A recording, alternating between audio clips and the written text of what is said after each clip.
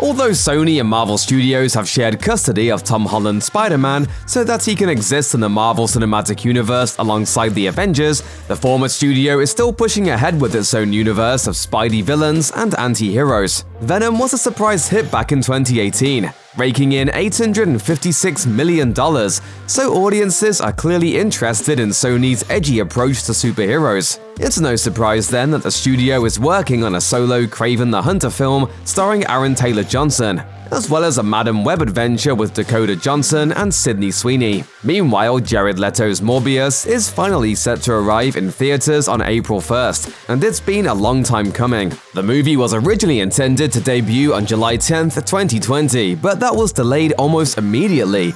And then the pandemic hit, causing Sony to push the release back several more times. Morbius follows Leto as Dr. Michael Morbius, a genius who is determined to find a cure for the rare blood disorder that he suffered from since childhood. His research leads him to an experimental procedure using bats, and it transforms him into a vicious beast with a comic-accurate gray skin and red eyes, enhanced senses, super strength, and the ability to fly. Unfortunately, he also has to contend with Matt Smith's Loxias Crown and FBI agent Simon Stroud, played by Tyrese Gibson. The first reactions from critics have made their way online, and they paint an interesting picture of Sony's latest Marvel movie. Collider contributor Sab Astley blasted the movie for its poor story, tweeting, "Morbius is about as bad as you were expecting. A 2005 plot collides with visually confusing CGI to create a bit of a snooze fest. But don't worry, they've saved the worst for last, featuring some of the worst post-credit scenes you've ever seen.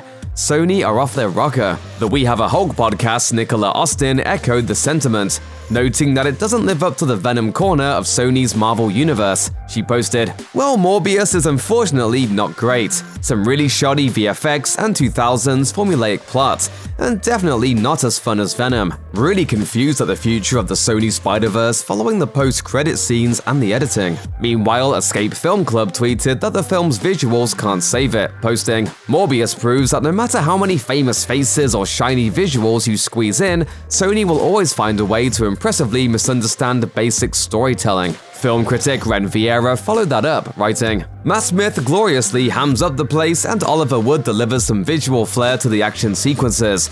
Aside from that, the bad plotting and messy CGI, confusing editing, and worse sound mix result in absolute incoherence, but the post-credits managed to outdo it all." One of the biggest questions fans have about Morbius is, when is he going to meet the other Sony Marvel characters, like Venom? Obviously, an earlier trailer reveals a look at Michael Keaton's Vulture, which implies that a Sinister Six-style team-up is on the way at some point. Sony has been keen to make a movie about the squad of Spider-Man villains for quite some time, and the original plan was to spin it out of the Amazing Spider-Man franchise. For the moment, it's not clear if or when Morbius will cross over with the likes of Venom, Vulture, or Kraven.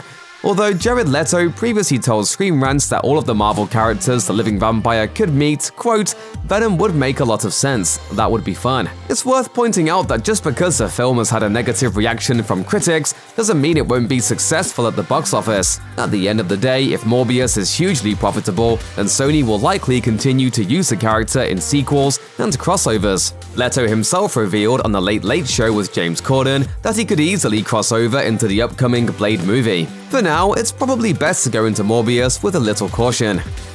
Check out one of our newest videos right here, plus even more Looper videos about your favorite stuff are coming soon. Subscribe to our YouTube channel and hit the bell so you don't miss a single one.